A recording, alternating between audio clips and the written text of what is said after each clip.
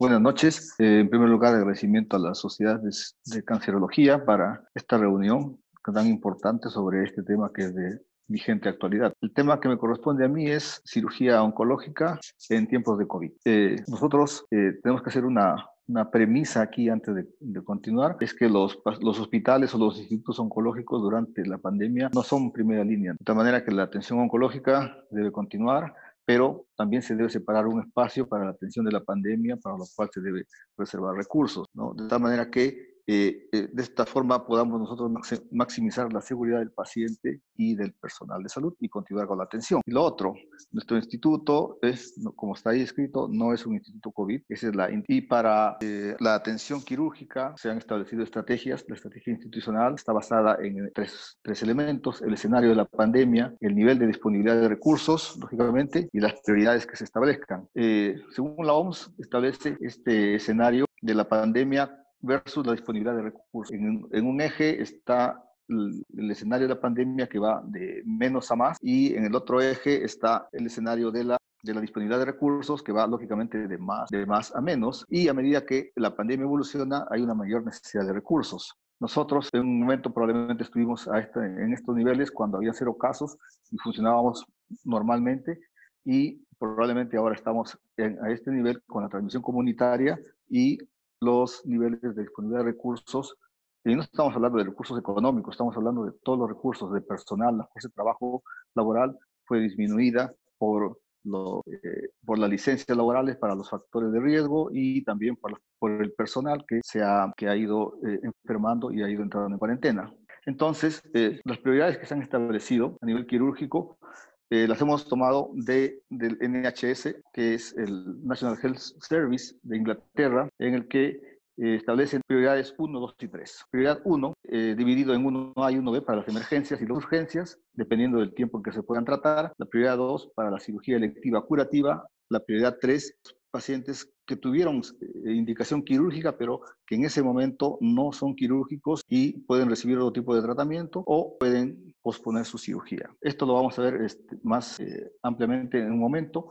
Entonces, la selección del paciente se basa también en 4 aspectos: la histología del tumor, el estadio clínico, su estado de emergencia o urgencia, la edad del paciente. Nosotros hemos puesto aquí 80 años arbitrariamente en los primeros momentos de la pandemia. Como ustedes saben, en Europa esto fue cambiando. En algún momento fue 70 y luego fue bajando a 60 años las prioridades. Todo depende del escenario en que nos estemos envolviendo. Lógicamente, las comorbilidades también juegan un papel importante en la selección de estos pacientes. El estatus COVID. Inicialmente, en nuestras recomendaciones no estábamos pensando en los pacientes COVID, porque decidíamos que esos pacientes deberían ir una vez que sean diagnosticados, ir a otros hospitales, a los hospitales COVID.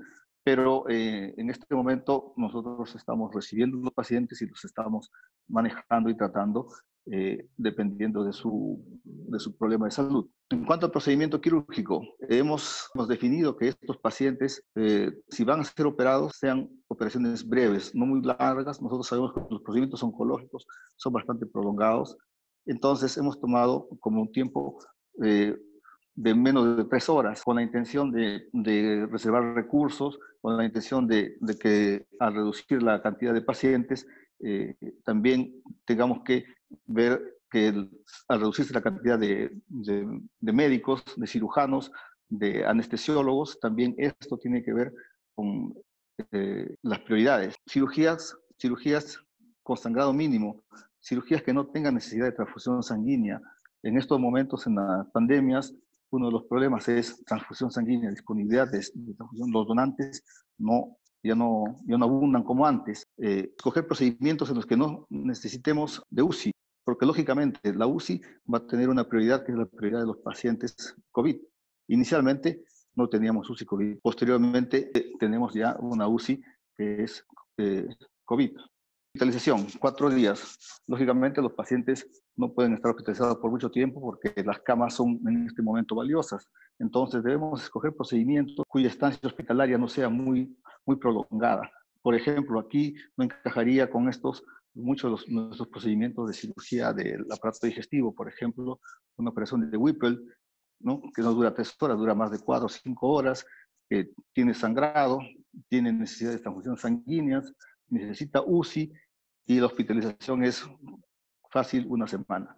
Entonces, estos pacientes tienen que ser seleccionados con criterios muy estrictos.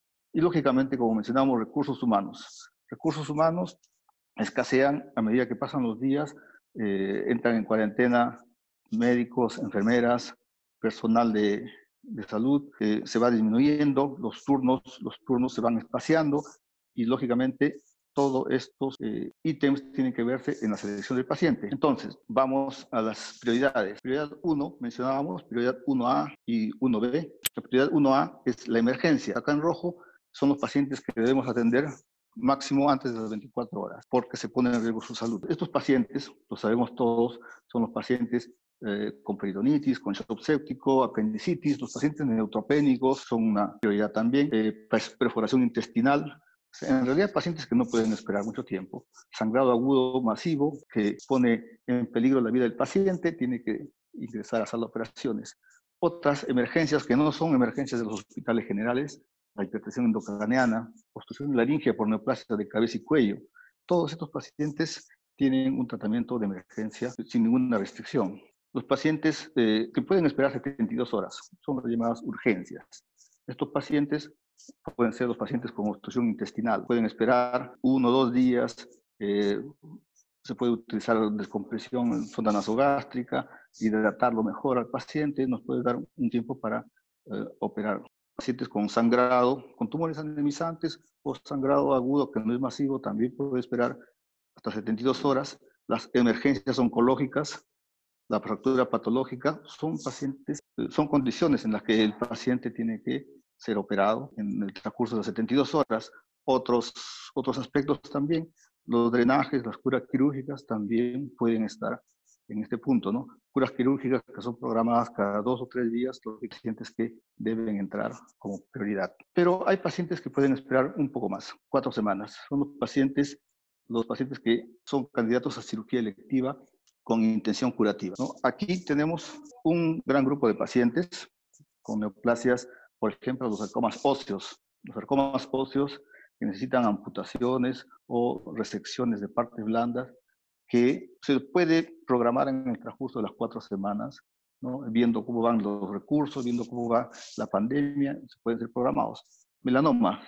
Mi especialidad no es la de partes blandas, pero el melanoma se recomienda, por ejemplo, los melanomas de extremidades que deben ser programados en este transcurso, no se le puede dar más tiempo. Melanomas de piel, aquellos melanomas de piel que tuvieron biopsia incisional, se recomienda y sabemos que estos pacientes no pueden esperar más de 30 días, igual como las biopsias de mama, ¿no? Que se toman y si tiene que hacerse el tratamiento quirúrgico no pueden esperar más de 30 días. Entonces aquí calzan los pacientes de prioridad 2. Los pacientes con tumores cerebrales. Actualmente tenemos en el departamento de neurocirugía que con cierta regularidad está operando estos pacientes porque estos pacientes no pueden esperar. Lógicamente, sin esperar a que tenga hipertensión endocraniana. Pacientes con cáncer de mama, ya lo mencioné. Aquí hay otro gran rubro de pacientes, los pacientes que completaron neoadyuvancia. Los pacientes que completaron neoadyuvancia por diversas neoplasias y lógicamente necesitan cirugía. Estos por el mismo protocolo, el timing puede darnos 4 semanas, 5 semanas de espera y ser programados con tranquilidad, ¿no? Aquí tenemos a los pacientes con cáncer de estómago que iniciaron neoadyuvancia, pacientes con cáncer de páncreas, con cáncer de recto, dependiendo de los esquemas. Hay esquemas que pueden hacer esperar al paciente un intervalo de hasta 8 a 12 semanas y pasar a la siguiente prioridad. Hepatoblastomas, pacientes que culminaron su neoadyuvancia por hepatoblastoma, tienen que ser operados. Cáncer de mama igual, tumor de Wilms, también conocemos estos pacientes, completaron su tratamiento con neoadyuvancia y tienen un tiempo máximo para poder ser operados. O sea que esos pacientes tenemos que considerarlos e incluirlos como prioridad 2. Prioridad 3. La prioridad 3 es para estos pacientes que lógicamente fueron quirúrgicos, tuvieron indicación quirúrgica, pero en los que las necesidades de la institución por la pandemia obligan a posponer la cirugía. Aquí tenemos también una buena lista de pacientes.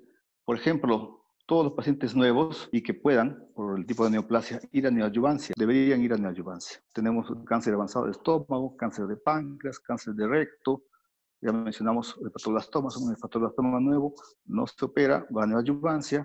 Cáncer de mama, dependiendo de la neoplasia, yo no lo puedo decir exactamente porque aquí hay varias subindicaciones específicas que ya el especialista de mama, de tumores y tumores mixtos, podrá decirnos cómo es exactamente, pero aquí estamos dando unos parámetros generales. Nuevamente, pacientes con tumor de Wilms que son nuevos deberán ir a neoadyuvancia, aquí no hay ningún problema. Otro grupo de pacientes, estadio clínico 4. Estadio clínico 4, por ejemplo, los pacientes con metástasis de colon y recto que podrían tener indicación quirúrgica, bueno, en este momento no.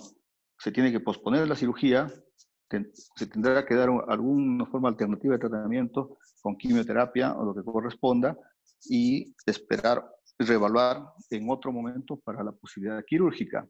Cirugía reconstructiva. Cirugía reconstructiva, el problema de cirugía reconstructiva es que son la cantidad de recursos. Generalmente hay 2 o 3 equipos quirúrgicos que significan 2 o 3 equipos, en este caso de EPP, equipos de protección personal, que son los que escasean, y los que en la sala de operaciones se utilizan son los de equipos de protección EPP2, EPP3, y que, como les menciono, no hay para todos los equipos quirúrgicos, entonces tienen que ser reducidos. Entonces, por el momento, pacientes que necesitan la concordancia de 2 o 3 departamentos, las cirugías conjuntas, las cirugías reconstructivas, van a tener que ser pospuestas, lógicamente, dependiendo del caso, ¿no? Hay que evaluar los casos individualmente. Yo no les digo, cirugía reconstructiva, ninguna entra, va a tener que evaluarse el caso individualmente y tomar una decisión. Yo estoy dando algunos parámetros. Los tumores de bajo grado, los tumores in situ, los tumores T1, pueden esperar, lógicamente por la naturaleza de la evolución, la etapa en la que se encuentran, esperar sin ningún problema las 12 semanas, ¿no?, del caso, en espera que la pandemia haya menguado o haya desaparecido, pueda volver a la normalidad. Tumores benignos, lógicamente, los pacientes seguirán siendo quirúrgicos, pero son pospuestos para otro momento. Aquí hay un cuadro, un flujograma elaborado para los pacientes quirúrgicos y tenemos acá los 2 grandes grupos, los pacientes de urgencia y los pacientes de cirugía electiva. En el preoperatorio, ¿cómo son? En el preoperatorio, estos pacientes son evaluados en la institución por infectología para hacer el cuadro clínico, para ver los factores de riesgo. Idealmente deben tener un test COVID. Nosotros tenemos un test rápido. Si es que no hay, se puede contar con la tomografía de tórax, que puede hacer un diagnóstico rápido de las neumonías incipientes inclusive. Y si este paciente es COVID positivo, bueno, habrá que reevaluar la indicación quirúrgica. Si necesariamente tiene que ser operado, si tiene que ser operado de todas maneras, tendrá que operarse con el máximo nivel de protección. Si no, podrá entrar a un manejo médico y posponer la cirugía o reevaluarla para un futuro, siempre con el máximo nivel de protección. Si el paciente es COVID negativo, lógicamente puede entrar a operarse con el nivel de protección 2, sería suficiente. Y los pacientes con cirugía electiva, ¿no?, los que son prioridad 2, los que sí se van a operar, siguen el mismo camino que les he mencionado anteriormente y va a depender del estado COVID que tenga. Y los pacientes de prioridad 3, en ellos se pospone la cirugía, van a alguna otra modalidad de tratamiento que corresponda a paliación, quimioterapia, radioterapia o reprogramación en el futuro. Como les mencionaba, estas son recomendaciones, no son cosas absolutas, ¿no? Un ejemplo es este survey hecho por un doctor japonés, un médico japonés, en 267 centros en 37 países. Se enviaron los cuestionarios, respondieron 337 entrevistados, 21 preguntas, y el nivel de consenso de preguntas de cirugía pancreática durante la pandemia solo fue del 62%. Y aquí hay unos cuantos ejemplos de lo que respondieron. Con un alto grado de consenso de cirugía pancreática durante la pandemia, estuvieron de acuerdo en operar a los pacientes con cáncer de páncreas y que habían recibido neoadyuvancia, los que mencionaban. Completaron su neoadyuvancia, no pueden esperar más tiempo, se opera. Pacientes con cáncer de páncreas favorable y con buenos recursos institucionales, el paciente podría operarse si están de acuerdo. Si los recursos escasean, lógicamente, hay que estaban de acuerdo la mayoría en posponer la cirugía. Para los tumores benignos y para los tumores de bajo grado no tuvieron ningún problema en estar de acuerdo en más del 90% en posponer la cirugía. Pero en lo que sí no estaban muy de acuerdo, o sea, de bajo grado de consenso, es cuando la pregunta se planteó al revés. Cáncer de páncreas resecable, borderline y localmente avanzado, debe recibir neoadyuvancia. Aquí el consenso no se alcanzó, fue muy bajo. Para pacientes con cáncer de duodeno o cáncer de ampolla de Vater, en los que no hay un esquema de neoadyuvancia plenamente establecidos, ¿no? Tampoco había consenso en recibir, diciendo que estos pacientes son netamente quirúrgicos y que por lo tanto tendrían que ser operados. Y una pregunta que lindaba con lo ético es que no estaban de acuerdo, o mejor dicho, había un bajo grado de consenso en seleccionar a los pacientes COVID de acuerdo a su pronóstico, ¿no? Esto genera decisiones éticas, son bastante terribles, decidir, escoger por edad, por algún otro factor, cuál paciente va a recibir tratamiento y cuál no. En la institución, esto es lo que hemos hecho durante estos meses, estos días, estas semanas de pandemia, esto es de una estadística de marzo a abril, desde que se comenzó, 75 casos de emergencias y casos con indicación de prioridad 2, que representan el 10% de lo que es nuestra actividad quirúrgica. La mayoría, neoplasias de colon recto llano o osteosarcomas, tumores cerebrales. Ustedes ven que los departamentos de abdomen, neurocirugía y urología y ortopedia han sido los que más han participado por la necesidad de tratar de estas cirugías. Y estas cirugías que han sido, a diferencia de un hospital general, amputaciones por osteosarcomas, colostomías por las obstrucciones. La intención era que en esta institución no se opere ningún paciente COVID, pero hubo un paciente COVID, hasta el momento hay uno solo, que tuvo la necesidad de ser operado, cáncer de recto con metástasis hepática y obstrucción intestinal. Una colostomía fue lo único que se hizo, aunque no es lo más recomendable dejar colostomías en pacientes COVID por el riesgo de contaminar. Tumores cerebrales que han necesitado resecciones de tumores cerebrales, traqueostomías, colectomías, la mayoría de las veces sin anastomos, porque hablamos de tiempos quirúrgicos y de que no se nos complican los pacientes, pacientes que entran en mal estado, con distensión, desnutridos, edematosos. Hacer una anastomosis no es segura. En pacientes nos pueden ahorrar, aparte de tiempo quirúrgico, estancia hospitalaria, necesidad de UCI. La cirugía laparoscópica, que no lo he mencionado mucho acá porque estamos hablando de tema netamente oncológico, pero que tiene que ver mucho con el manejo de las neoplasias del aparato digestivo, la laparoscopía y del aparato urológico. La laparoscopía no está contraindicada. El problema es que es un procedimiento generador de aerosol y solamente es un procedimiento de alto riesgo. No está demostrado que estos aerosoles contaminen o produzcan la enfermedad al equipo quirúrgico, no está demostrado. Lo que sí está demostrado es que por el neumoperitoneo, por los líquidos corporales, pueden haber virus que podrían contaminar, entonces solamente son de riesgo. Y el problema por el cual se reduce la cirugía laparoscópica es porque también requiere de un nivel de protección de EPP3 y como saben no hay mucho, es escaso y todo depende también de la institución y tampoco es muy fácil operar con todos estos equipos. Esta es la cirugía ahora en el INEM, el anestesiólogo con todo el equipo de protección personal, el cubo que mostró también la doctora Quispe, ¿no? Para la intubación del paciente, porque la intubación es un procedimiento de riesgo que produce aerosoles, hay que ponerles filtros, hay que poner toda esta parafernalia para minimizar los riesgos. El equipo quirúrgico con EPP, los cascos, ¿no? las máscaras N95, toda la protección, equipos que tienen que ser estériles, descartables, y la cirugía laparoscópica que tiene un nivel más de protección porque se necesita el mameluco. Imagínense con la ropa, el mameluco, el mandilón encima, 3, 4 personas en 2 metros cuadrados.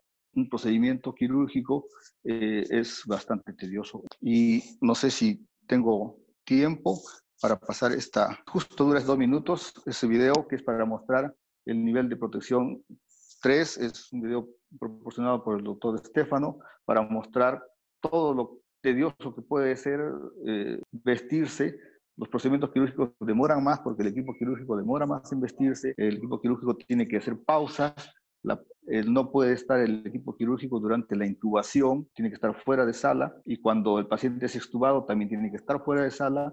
Pues como ustedes verán, el cirujano no puede estar entrando y saliendo de sala con todos esos equipos, de tal manera que el equipo tiene que ser uno solo, el que entra, el que comienza es el que termina. Todo eso, como ustedes están viendo, soportar un procedimiento de 2, 3 horas es bastante incómodo. Hasta que las condiciones no cambien, las circunstancias no cambien, seguramente van a seguir habiendo restricciones para este tipo de procedimientos. Y vemos que es todo un tema también el retirarse de los equipos, tienen sus etapas, tiene una persona que está haciendo el checklist, que está ayudando. Se dan cuenta la cantidad de recursos que se tienen que usar, entonces estos procedimientos están en cierta forma